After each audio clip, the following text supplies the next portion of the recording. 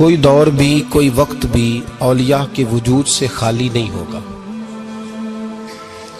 ایک لفظ بعض لوگ بولتے ہیں جو اچھا نہیں ہے، کہتے ہیں جی اس دور میں کوئی نہیں اللہ کا ولی۔ یہ کیسے ہو سکتا ہے؟ یہ کیسے ممکن ہے؟ ہماری پہچانوں میں کمی ہے، توجہ میں کمی ہے، ورنہ ولیوں کا وجود اسلام کی صداقت کی دلیل ہے۔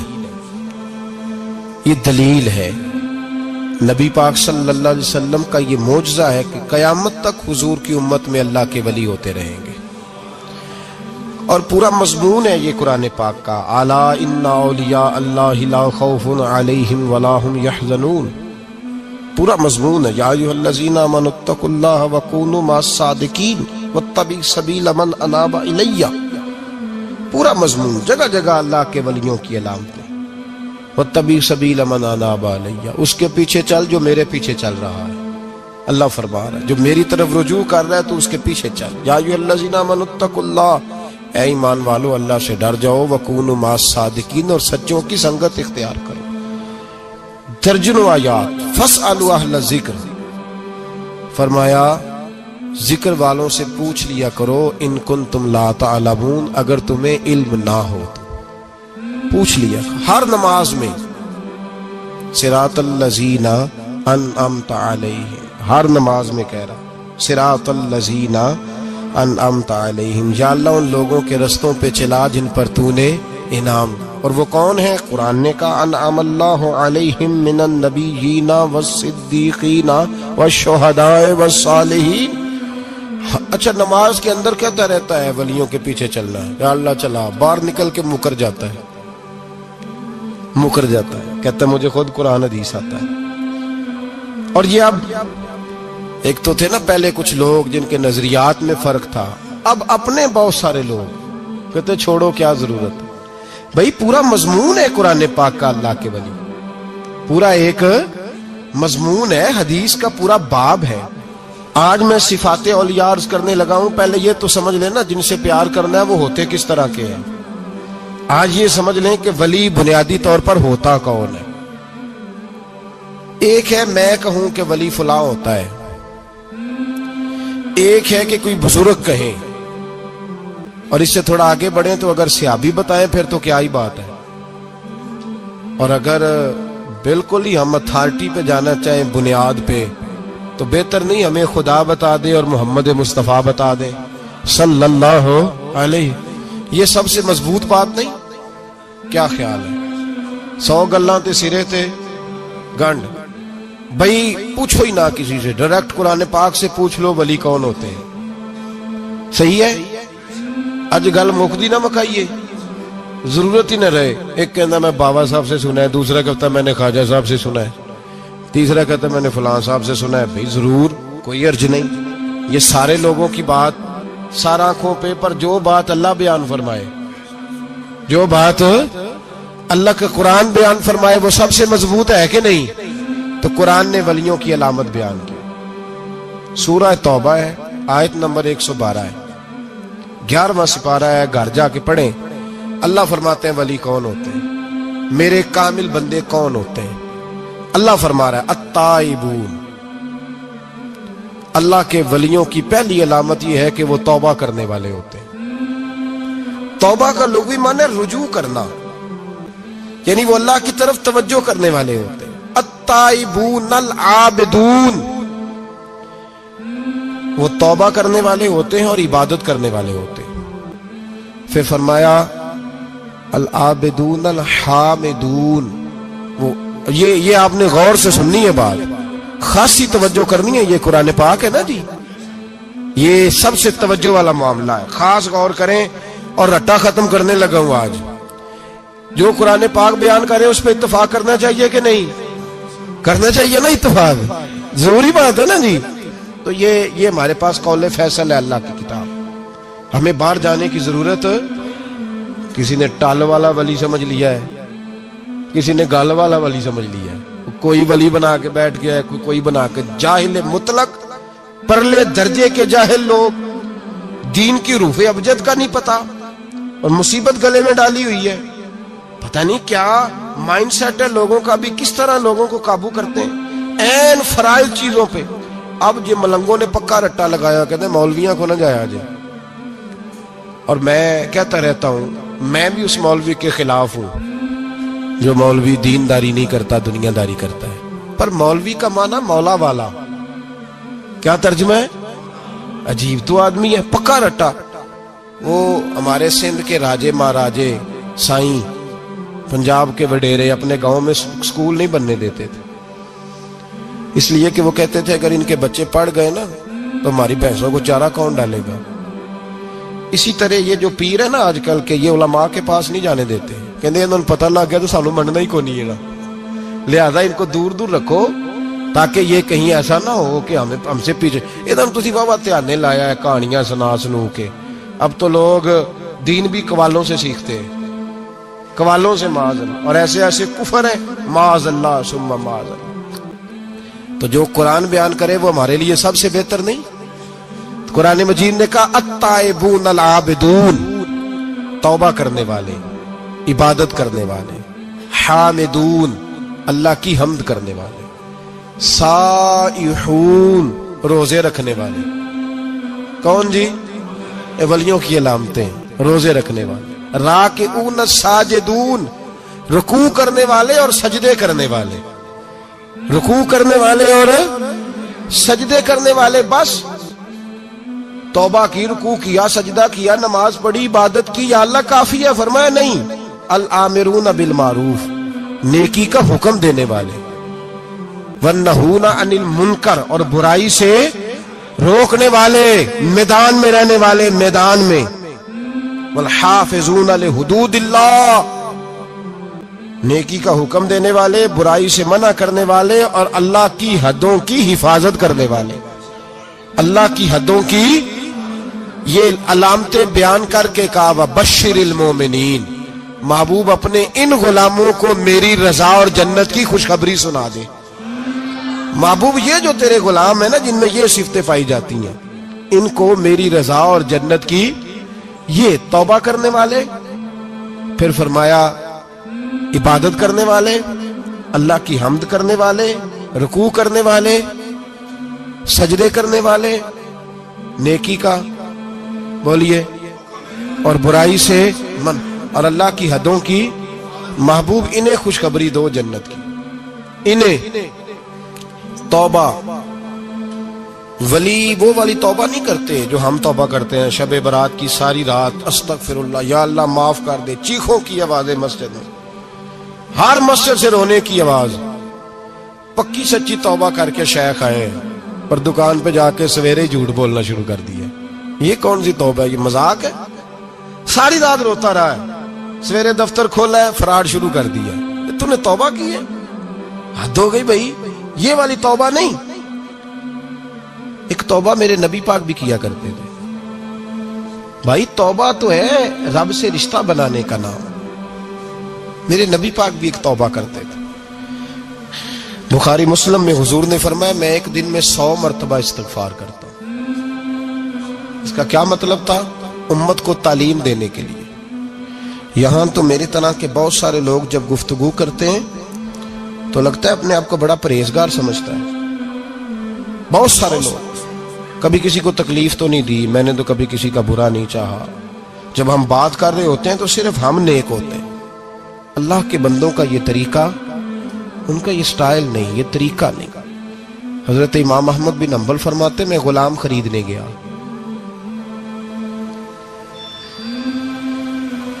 اس نے میرے ساتھ شرط رکھی کہ حضور آپ مجھے خرید کے لے جانے ہیں، میری شرط یہ ہے کہ میں دن کو آپ کی ڈیوٹی کروں گا، رات کو نہیں کروں گا. فرماتے میں لے آیا، گھر لا کے میں نے پوچھا تیرا نام کیا ہے؟ کہنے لگا حضور غلاموں کا نام نہیں ہوتا. کھائے گا کیا؟ حضور غلاموں کی چاہت نہیں ہوتی. جس نام سے پکارو گے آ جاؤں گا، جو دو گے کھا لوں گا. کہا کس کمرے میں رہو گے؟ کہا حضور غلاموں کے نخرے نہیں ہوتے. کہتے میں نے کہا پھر بھی یہ کمرے ہیں پسند کر لو. ایک ٹوٹا پھوٹا سا کمرہ اس نے پسند کر لیا.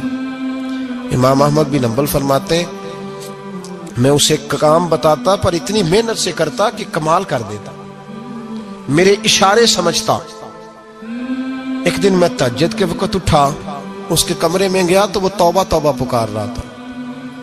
سنو ولیوں کی توبہ، فرماتے ہیں اس کے کمرے سے چیخنے کی، یا اللہ معاف کر دے، یا اللہ معاف کر دے، اللہ معافی دے دے، تڑپ رہا ہے، رو رہا ہے۔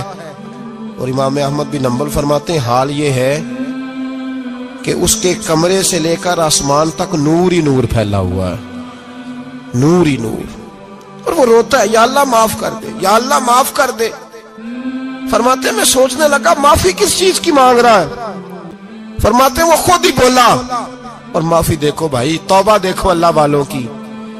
کہنے لگا اے اللہ میں تیرا بندہ ہوں، تو نے زندگی دی، نعمت دی، آنکھیں دی، کان دیے، سانسیں چلائیں، بغیر مانگے سارا کچھ دیا۔ چاہیے تو یہ تھا کہ میں دن رات تیری بارگاہ میں جھکا رہتا، پر مجھے معاف کر دے۔ میرے اوپر امام احمد بن حنبل کے بھی حقوق ہیں، میرے مالک کا بھی حق ہے، اس لیے میں دن سارا عبادت نہیں کر سکتا، بس 5 نمازیں پڑھ سکتا ہوں، رات میں جاگتا رہتا ہوں تیرے حضور۔ اللہ وہ جو سارا دن میں عبادت نہیں نہ کر پاتا مجھے معاف کر دے، خدایا میری غلطی معاف کر دے، اللہ مجھے بخش دے۔ اور راتی ساری کر کر زاری، نیند اکھاں تھی توندے، فجرے اوہی گناہگار کا آمن، سب تو نہیں، یا اللہ چاہیے تھا میں 24 گھنٹے سجدے کرتا، بخش دے، یہ میری خطا معاف کر دے۔ ساون کی کالی راتوں میں جب بوندا باندی ہوتی ہے، وہ راتوں کو اٹھ اٹھ روتے، جب خلقت ساری سوتی ہے، اور درویش کہنے لگے رات پوے تے بے دردانو، نیند پیاری آوے، درد مندانو یاد سجن دی، ستے امیان جگاوے۔ یا اللہ معاف کر دے، میں سارا دن سجدے نہیں کر پاتا، سارا دن لمبی نہ، معافی دے دے، یہ توبہ ہے اللہ والوں کی۔ امام احمد بن حنبل فرماتے ہیں فجر کے وقت وہ میرے ساتھ مسجد گیا، میں نے اس کا چہرہ دیکھا، میں اس کو کونے میں لے گیا، میں نے کہا جا تو اللہ کی رضا کے لیے آزاد ہے، جا میں اپنے حق معاف کرتا ہوں، مکان تیرے پاس رہے گا، کھانا تجھے ملے گا، تو آزاد ہے۔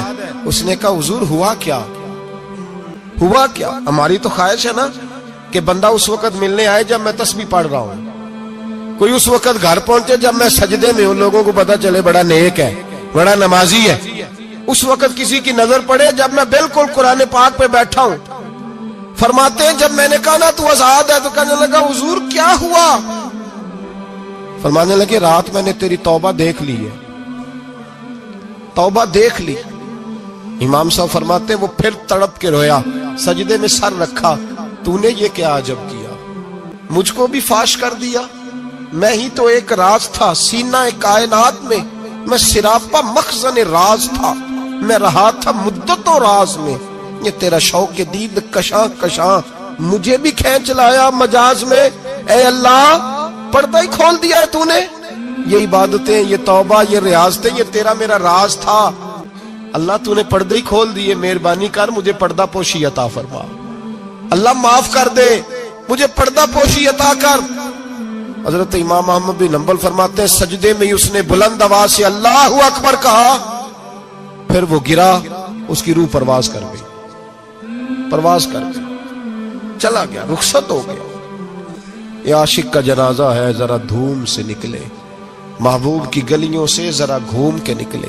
او بھائی اس بات پہ بھی توبہ ہے کہ یا اللہ میں سارا دن نفل نہیں پی، یہ اللہ کے ولیوں کی توبہ ہے، سارا کچھ کر کر آ کے نا، سارا کچھ کر کر آ کے پھر بھی معافی، ڈیوٹیاں کر کے ساری پھر بھی معافی، یا اللہ معاف کر دے، سارا دن عبادت کر کے پھر بھی کہتے اللہ بخش دے۔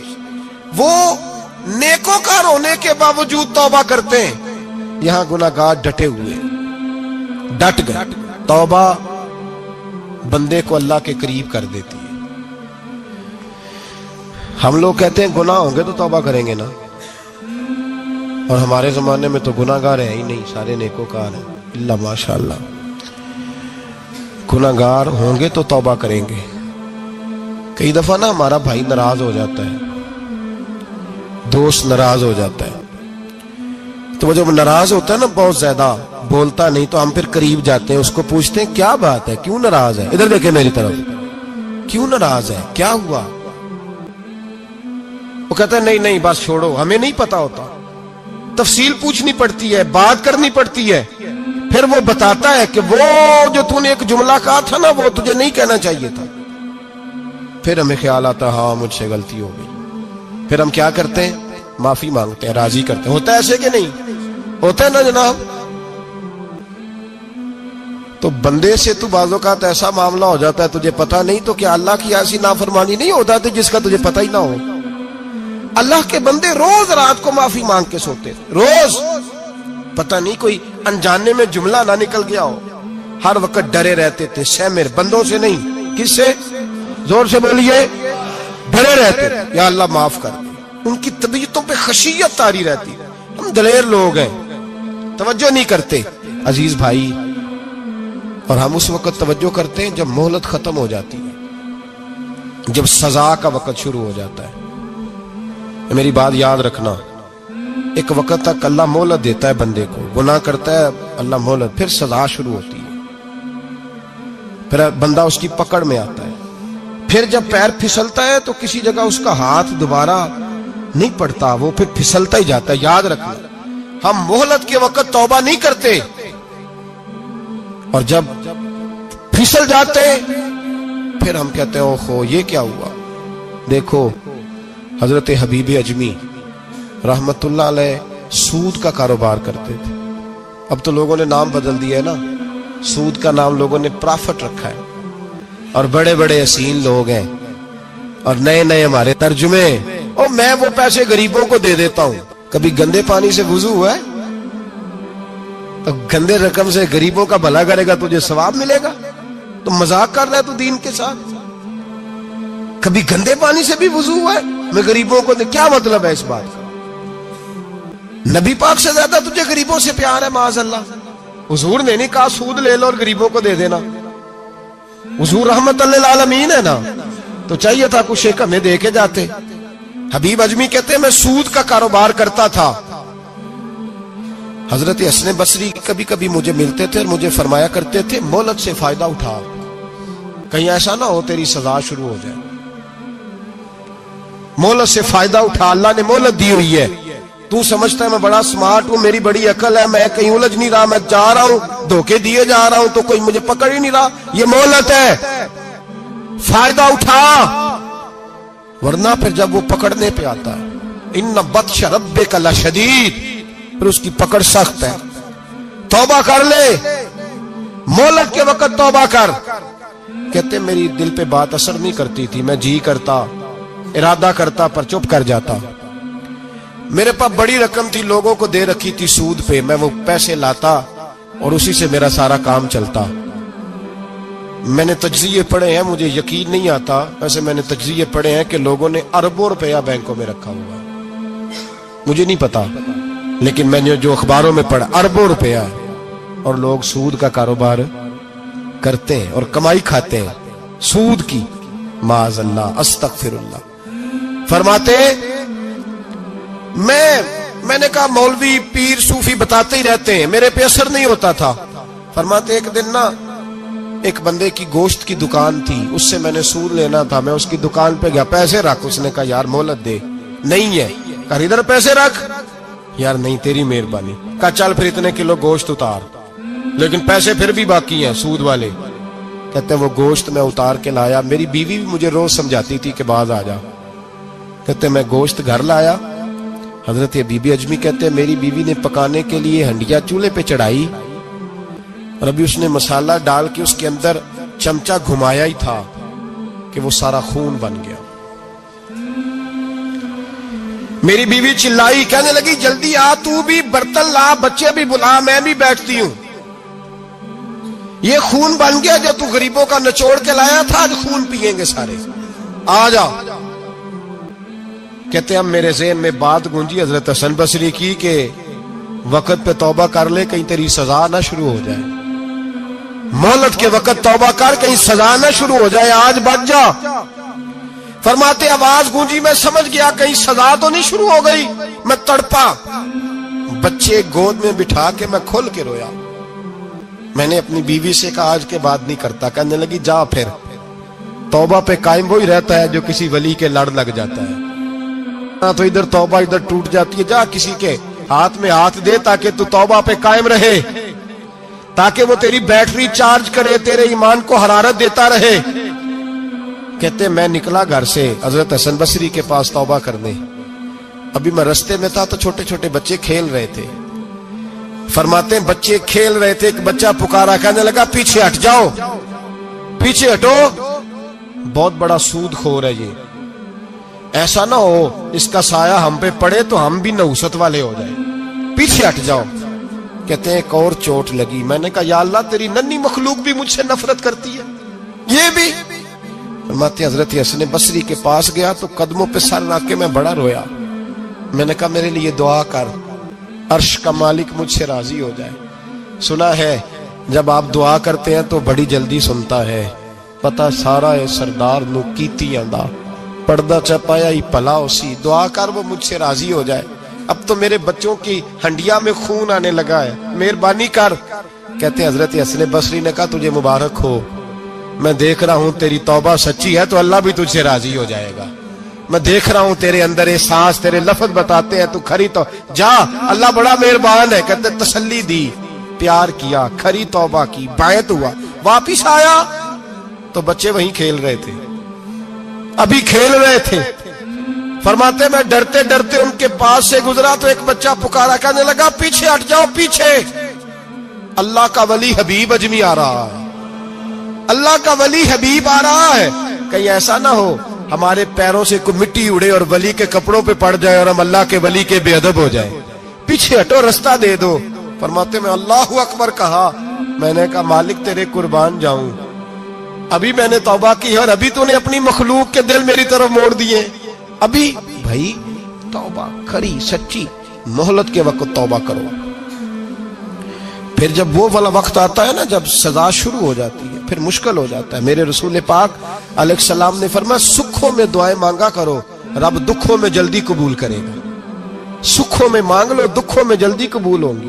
تم صرف دکھوں میں مانگتے ہو پھر حکمت الہی کے تحت دیر ہوتی ہے. بھائی پہلی ولی کی صفت یہ ہے کہ وہ توبہ کرنے والے ہوتے ہیں. ولی کی پہلی صفت کیا ہے؟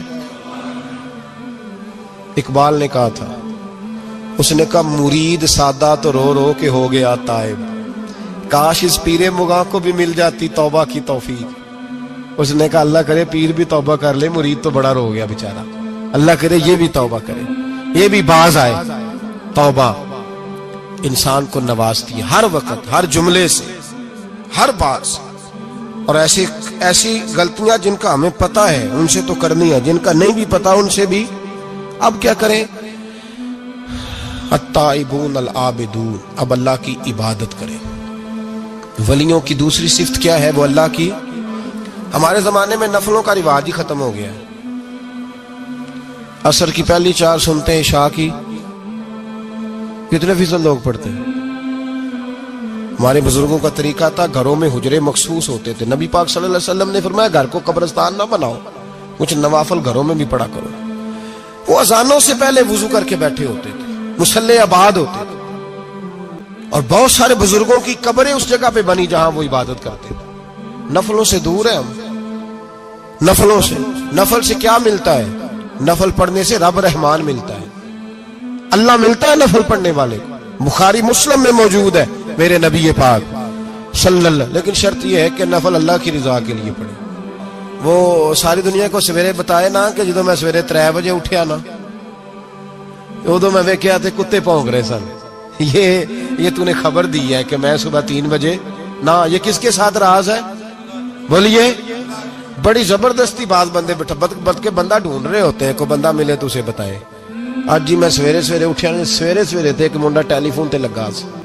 میں کہا تسی نفل پڑھن اٹھے سو کہ منڈا ویکھن اٹھے سو؟ تو جڑے کام اٹھے سو کرو, انہوں لگا رہن دیو, اپنا کام کریں. وہ اصل مسئلہ پتہ کیا ہوتا ہے کہ وہ غبار چڑھا ہوا ہے طبیعت میں کہ کسی طریقے میں بتا دوں کہ میں سویرے 3 بجے. اس کا نقصان پتہ کیا ہوتا ہے؟ اس میں شراکت داری ہو گئی, اور اللہ کو شراکت داری پسند نہ. تو وہ اپنے رب کے ساتھ راز نیاز کا, وہ عبادت کا ثواب بڑھ جائے. نبی رحمت صلی اللہ علیہ وسلم نے فرمایا جب بندہ کثرت سے نفل پڑھتا ہے تو اللہ کے قریب ہو جاتا ہے. کتنا قریب ہوتا ہے کہ اللہ فرماتا ہے میں اس کے ہاتھ بن جاتا ہوں، پھر میں اس کے پیر بن جاتا ہوں، پھر میں اس کی آنکھیں بن جاتا ہوں، پھر میں اس کے کان بن جاتا ہوں، پھر میں اس شخص کا وجود بن جاتا ہوں۔ کیا مطلب؟ یہ بخاری مسلم ہے۔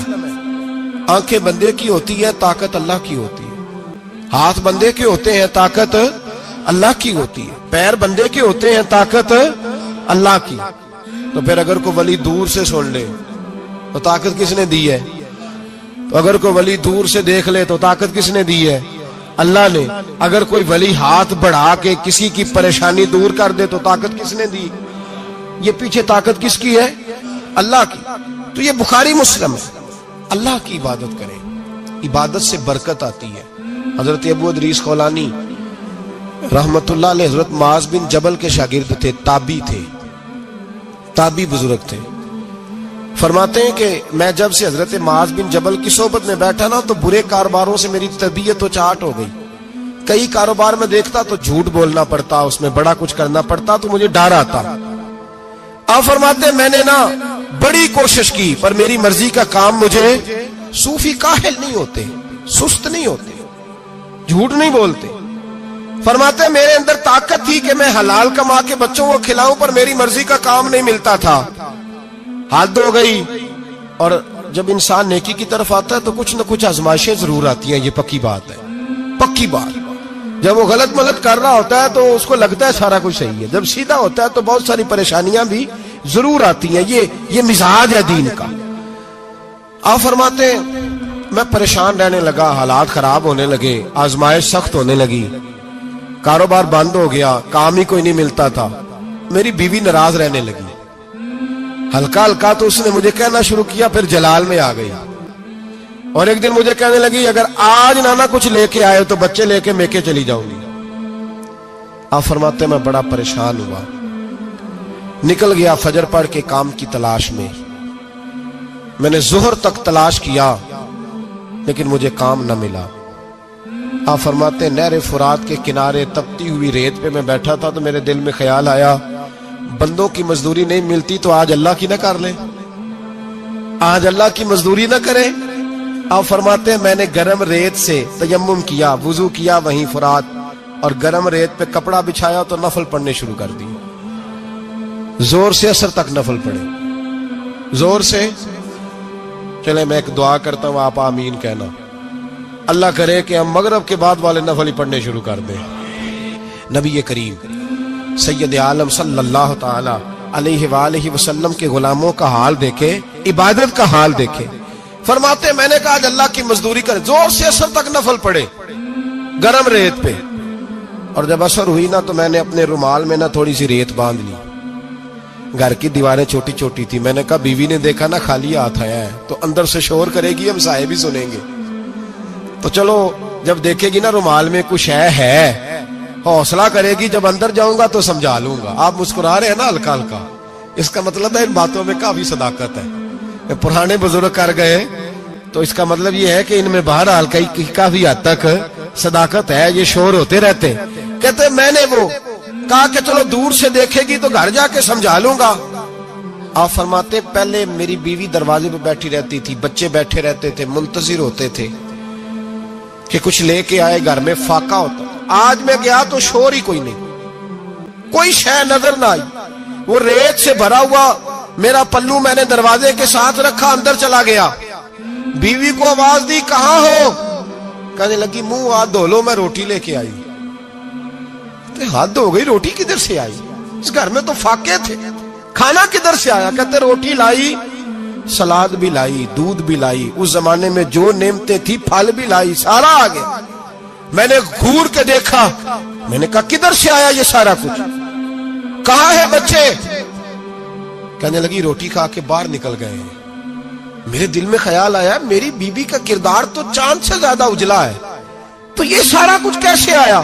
میں نے کہا یہ کہاں سے آیا سارا کچھ؟ تو کہتی ہے میری طرف دیکھ کے کہنے لگی پتہ نہیں آج کس کریم کی مزدوری کرنے چلے گئے تھے، پتہ نہیں کس کریم کی مزدوری پہ چلے گئے تھے، زور ہوئی ہے تو اس نے اناج کی بوریاں بھیجی ہیں، چاول بھیجے ہیں، پھل بھیجے ہیں، اتنا کچھ بھیجا ہے کہ میرے گھر میں رکھنے کو جگہ ہی کوئی نہیں، یہ کہتے کہتے اٹھی اور کہنے لگی پہلے ہی بڑا آیا تھا، اب اور کیا لائے ہو؟ آپ فرماتے میں سکتے میں تھا، اس نے جا کے میرا رومال جو کھولا، میں ریت لایا تھا، رب کریم نے ہیرے بنا دیے، وہ ہیرے بن گئے۔ آپ فرماتے کہنے لگی کس کریم کی مزدوری پہ گئے تھے؟ فرماتے میں اٹھا اور کچی زمین پہ سر سجدے میں رکھا، میں نے کہا مالک میں ساری زندگی دنیا راضی کرتا رہا، لوگوں کے دروازوں پہ کھڑا رہا، تعلقات بنا کر تھوڑی سی روزی کے لیے جدوجہد کرتا رہا، دھتکارا گیا، ستایا گیا، مولا میں تو تیرے دروازے پہ آج آیا ہوں، پوری دیہڑی بھی نہیں لگائی، زور سے اثر ڈیوٹی کی ہے، اللہ تیری تھوڑی مزدوری کا اتنا اجر ملتا ہے، خدایا تو اتنا نوازتا ہے۔ فرمایا اللہ میں محنت بھی کروں گا، کام بھی کروں گا، لیکن دنیا کی مزدوری تھوڑی کروں گا، مالک تیری عبادت زیادہ کروں گا۔ بھائی یاد رکھو، ہم ساری زندگی لوگ قبروں میں چلے گئے، مسجد نہیں آئے، قبروں میں الہاکم التکاثر حتی زرتم المقابر، قبر میں جانے کا ٹائم آیا، لوگوں کی نمازیں پڑھ دی گئیں، پر لوگوں نے نمازیں شروع نہیں کی، نمازیں پڑھ دی گئی۔ کہیں لے جاؤ، شادی کا موقع ہے تو وہ کراچی جانے کو تیار ہے، لیکن چند فرلانگ پہ مسجد ہے، مسجد جانے کو تیار ہے۔ اللہ کے ولی کی علامت ہے وہ عبادت گزار ہوتا ہے، اور جو نہ نماز پڑھے نہ نماز پڑھائے وہ زندیق تو ہو سکتا ہے، پیر ہو سکتا، میں ذمہ داری سے کہہ رہا ہوں، زندیق تو ہو سکتا ہے پر پیر ہو سکتا بالکل بے دین ہے، بلکہ بد دین ہے، پیر ہو سکتا۔ اس لیے کہ اللہ کے ولی کی علامت یہ ہے کہ اس کے چہرے پر عبادت کی روشنی ہوتی ہے، تقوی کا حسن ہوتا ہے، تقوی کا، پرہیزگاری کا نور ہوتا ہے۔ اللہ کے بندے توبہ کرنے والے، عبادت کرنے والے، روزے رکھنے والے، رکوع کرنے والے، سجود کرنے والے، یہ ان کا ذاتی فعل ہے۔ اور یہاں وہ بس نہیں کرتے، الآمرون بالمعروف، اب نیکی کا حکم دیں گے، والنہون عن المنکر، اور برائی سے۔ جی پیر تو کسی تحریک میں نکلتے ہی نہیں، بڑے بڑے گدیوں کے پیر جو ہے نا، بڑے بڑے، کبھی آپ نے دیکھے کسی جلوس میں آتے ہوئے؟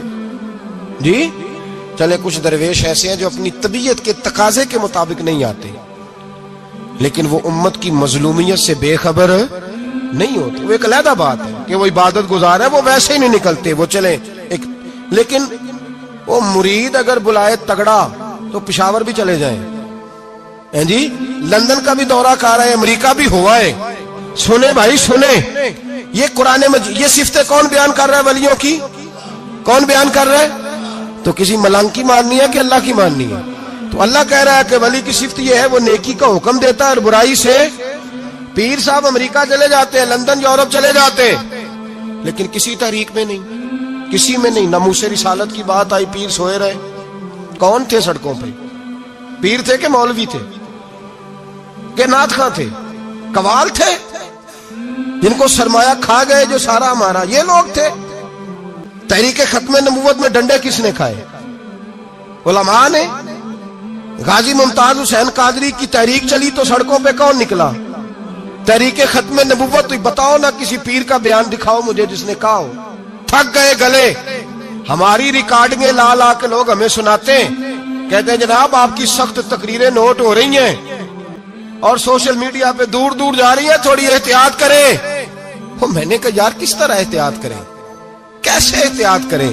جس کتے کو اس کا مالک 4 روٹیاں ڈالتا ہے وہ ساری رات آوازیں دے دے کے گزار دیتا ہے کہ میں کسی کو اندر نہیں آنے دوں گا، ہم نے تو ساری زندگی رسول اللہ کا کھایا ہے، تو تیرے کہنے پر خیال کرے، تیرے کہنے پر یہ کیسے ہو سکتا ہے؟ کتا نہیں کر رہا نمک حرامی اور تو ہمیں مشورہ دے رہا ہے؟ جنہ تنا وچ عشق نہ رچیا کتے ہونا تھی چنگے، اور مالک دے کر راکھی کر دے صابر بھوکے ننگے۔ ہم سے کوئی آدمی نرمی کی امید نہ رکھے، تم غیرت ایمانی کو للکارو، ہم چپ کر کے بیٹھے رہیں، ختم نبوت کی بات کرو ہم خاموش رہیں، ناموس رسالت کی بات کرو ہم خاموش رہیں۔ دین فروش اور ہوتے ہیں اور دین کے چوکیدار اور ہوتے ہیں، اور اگر آؤ گے نا کبھی منہ ڈال لے دین کے معاملے میں تو چوکیدار تمہارا مقابلہ کریں گے، اگر مار نہ سکے تو مار ضرور جائیں گے انشاءاللہ تعالی، یہ ارادہ ہے اور یہ وعدہ ہے انشاءاللہ تعالی، مار نہ سکے تو مارے، ہاں یہ یاد رکھو، कोई आदमी हमसे कमजोरी की उम्मीद ना करे, जिसे जिंदगी हो प्यारी वो यहीं से लौट जाए, मेरे काफिले में शामिल कोई कम ज़रफ नहीं है। हजरत बायजीद बुस्तामी रहमतुल्लाह, एक बच्चा तबला सरंगी बजा रहा था, हजरत गुजरे, उसके हाथ में बांसुरिया भी थी, फरमाने लगे बंद कर,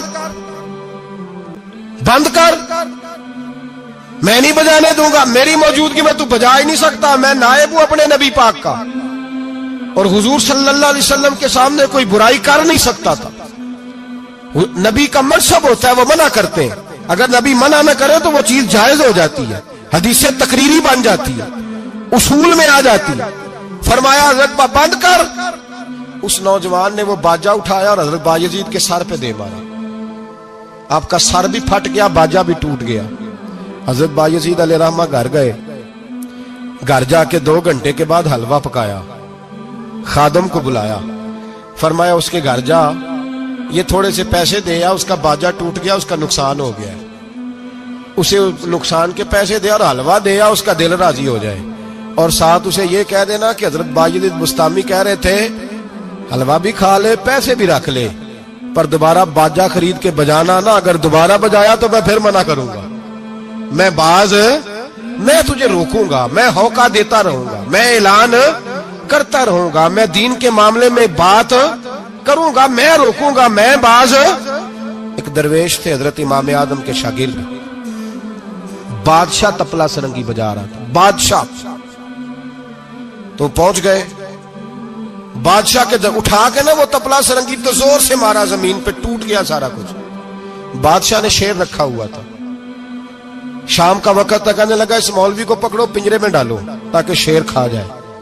उठाया, बाबा जी को पिंजरे में डाल दिया, सारी रात तबला सरंगी बजता रहा। सवेरे फजर का वक्त हुआ तो उठे गवैये जाने लगे, तो बादशाह कहने लगा पता करो बाबे के जूते शूते कपड़े कुपड़े जो बचे बाहर निकाल लो। लोग कहते हैं हम गए, जब पहुंचे ना शेर के जंगले में, तो बाबा जी फजर की नमाज पढ़ रहे थे और शेर उनके पैर चाट रहा था। फरमाते हैं पैर चाट रहा था तो बाहर निकले तो बादशाह भी परेशान, सारे लोग परेशान, ये क्या हुआ? कहने लगे बाबा तुझे शेर ने काटा नहीं, खाया नहीं, और तू इतने इत्मीनान से नमाज पढ़ रहा, तुझे ख्याल नहीं आया? बाबा जी कहने लगे हाँ ख्याल आता रहा है, सारी रात परेशान रहा हूं। सारी रात का किस बात का ख्याल? फरमाने लगे ख्याल ये आता रहा है कि मैंने पढ़ने होते हैं सारी रात नफल, तो मैंने नफलों की नीयत बांधी तो शेर मेरे पैर चाटने लगा, तो इसका जूठा नपाक होता है। बस सारी रात इसी टेंशन में गुजर गई है कि पता नहीं मेरी नमाज हुई है कि नहीं हुई, यही सोचता रहा हूं सारी रात कि पता नहीं नमाज हुई कि नहीं हुई। बादशाह कांपने लगा, कहने लगा बाबा तू डरा नहीं, शेर ने काटा नहीं? तो आप फरमाने लगे तू जब किसी को सफीर भेजता है तो तेरे सफीर को कोई कत्ल करता है, कोई बादशाह पकड़ के मारता है? कहा नहीं। फरमाया क्यों? कहने लगा उसे पता है बादशाह का नुमाइंदा है। आप फरमाने लगे बादशाहों के नुमाइंदे तगड़े होते हैं, मैं तो रब करीम का दोस्त हूं, तो जिस रब करीम के दीन के लिए मैं निकला हुआ मुझे लवारल छोड़ देगा, मेरी परवाह ही नहीं करेगा? मैं खबरदार, आज के बाद अगर तूने गैर शरई हरकत की तो फिर तुझे टोकूंगा, फिर तुझे रोकूंगा, फिर तुझे मना करूं। अल्लाह के वली मैदान अमल में रहते हैं, वो नाजायज चीज से रोकते हैं। ये पता है ज्यादा मजमे क्यों लगते हैं, ज्यादा दरबारों पर रश कब पड़ता है? उस वक्त पड़ता है जब जो आता है ना उसको जी कहा जाता है, लंगर, बस तेरा काम हो जाएगा, तेरी शिफा हो गई, तो तेरा बेटा हो गया, तो रश हो जाता है। जो आने वाले को कहे ना पहले नमाजें पर 5, दाढ़ी रख, दीन सीख, अल्लाह अल्लाह कर, वहां रश नहीं होता। कहते पीर साहब की तो करामत ही कोई नहीं, तो मौलवी है, तो सीधी सीधी नमाजें पढ़ा रहे हैं। रसूल पाक सैयद आलम सल्लल्लाहु अलैहि वसल्लम के दीन का नुमाइंदा होता है अल्लाह का वली, वो सारी जिंदगी अल्लाह की हुदूद के कयाम के लिए जद्दोजहद करता है। इमाम अहमद बिन हंबल ने जेल काटी है, इमाम अहमद बिन हंबल ने जेल काटी। आप फरमाते हैं बादशाह वक्त ने उसको, मैंने गलती पे रोका तो मुझे कैद कर लिया, और कैद किया जब उसने तो जेल काटी, इतनी जेल काटी, इतनी जेल काटी, इतने कोड़े मारे कि इमाम अहमद बिन हंबल का सारा वजूद खून से भर गया, कपड़े सारे खून से आलूदा हो गए, ایک شخص امام صاحب سے کہنے لگا جب آپ واپس آئے نا رہا ہو کے، کہنے لگا حضور اتنی مار کھائی آپ نے، اتنی، نہ بادشاہ کو روکتے تو کیا ہوتا؟ وہ شخص کہتا ہے میں نے امام صاحب کے وہ کپڑے، وہ کرتا خون سے بھرا ہوا پڑا ہوا تھا، امام صاحب کہنے لگے چل تو چھوڑ، مجھے کیا ملا نہیں ملا، یہ میرا ذرا کرتا تو اٹھا کے رکھ، کرتا تو اٹھا کے سینے سے لگا کندھے پہ رکھ۔ کہتا ہے امام صاحب کا خون سے بھرا ہوا کرتا میں نے جو کندھے پہ رکھا تو مجھے رسول پاک کا دیدار نصیب ہو گیا۔ تو امام صاحب فرمانے لگے تو نے تو ابھی کرتا رکھا ہے تو دیدار ملا ہے، مجھے پوچھ جب میں رسول اللہ کے نام پہ مار کھا رہا تھا تو کتنے جلوے مجھے نصیب ہوئے، مجھے پوچھ کتنے جلوے میں نے دیکھے۔ تو اللہ کے بندے حدود اللہ کے محافظ ہوتے ہیں۔ زندگی میں کئی دفعہ لوگ نہیں مانتے، داتا صاحب نے لکھا ہے حضرت ذوالنون مصری رحمت اللہ علیہ کو مصر کے لوگوں نے نہیں مانا، کیونکہ آپ جو بندہ بھی ناجائز کام کرتا تھا منع کرتے تھے، لوگوں نے نہیں مانا۔ مانتے اس کو ہیں لوگ جو ہاں میں ہاں ملائے، جو تابع دار ہو کے رہے، اس کو ذوالنون مصری کو نہیں مانا۔ فرماتے ہیں مانا لوگوں نے اس دن جس دن ان کا جنازہ اٹھا۔ کیوں؟ جب حضرت ذوالنون مصری کا جنازہ اٹھا تو گرمی بڑی سخت تھی، سخت گرمی تھی۔ داتا صاحب نے کشف المحجوب میں لکھا ہے کہ پرندے کتار در کتار آئے اور جناب ذوالنون مصری پہ سایہ کر دیا، سایہ ہو گیا، ٹھنڈ ہو گئی۔ اوہو، لوگوں نے کہا تو ولی کامل تھا، تو ایک عام مولوی سمجھ کے ساری زندگی پیچھے رہے، تو کامل تھا۔ کہتے ہم لوگ دوڑے، رش ہو گیا جنازے میں، اور جنازے کے بعد اب لوگوں نے ارادہ کیا کہ زیارت کرتے ہیں۔ تو جب حضرت کا چہرہ اٹھایا تو ان کی پیشانی پہ لکھا تھا ھذا حبیب اللہ، یہ اللہ کا محبوب ہے، مات فی حب اللہ، یہ اللہ کی محبت میں مر گیا ہے، یہ محبوب ہے اللہ۔ ساری زندگی ان لوگوں نے پیغام حق دیا، اور جس کو جو نہیں مانا اس کو دعا دی، دعا دی۔ حضرت ذوالنون مصری کے بارے میں داتا صاحب نے لکھا ہے کہ آپ راوی میں دریا میں جا رہے تھے، کسی جگہ بھی آپ کسی سمندر میں دریا میں آپ جا رہے تھے، تو آپ فرماتے ہیں کہ کشتی میں بیٹھے تھے تو سر پہ نا آپ نے سارے بال منڈوائے تھے، ٹینڈ کرائی تھی، پگڑی باندھی تھی، تو کچھ نوجوان وہاں سے گزرے حضرت ذوالنون مصری کے پاس ہے، تو انہوں نے بابا جی کی ٹینڈ کا مذاق اڑایا، مذاق اڑایا، وہ دیکھو ٹینڈ کیسی ہے بابا جی، اور پھر بچے تالیاں بجانے لگے، ہنسنے لگے، پھپتیاں کسنے لگے۔ اللہ اکبر، بڑا مزہ آتا ہے دین کے لیے تانا سننے میں، لطف آتا ہے، ٹھنڈ پڑ جاتی ہے انسان۔ انہوں نے مذاق اڑایا تو کشتی قریب سے گزر گئی، آپ کے مرید ناراض ہوئے، کہنے لگے حضور یہ بدتمیز ہے، نالائق ہے، ان کے لیے بد دعا کریں یہ غرق ہو جائے۔ فرمانے لگے یار جانے دو۔ کہا حضور نہیں، کریں دعا۔ میں جانے دو۔ کہا حضور کریں دعا۔ تو دعا سنو اللہ کے بندے کی۔ کہنے لگے اے اللہ، جس طرح دنیا میں یہ ہنس رہے ہیں انہیں قیامت میں بھی ہنستا ہی رکھنا، انہیں قیامت میں بھی ہنستا ہی رکھنا۔ یہ دعا کیا دی وہ بچے کش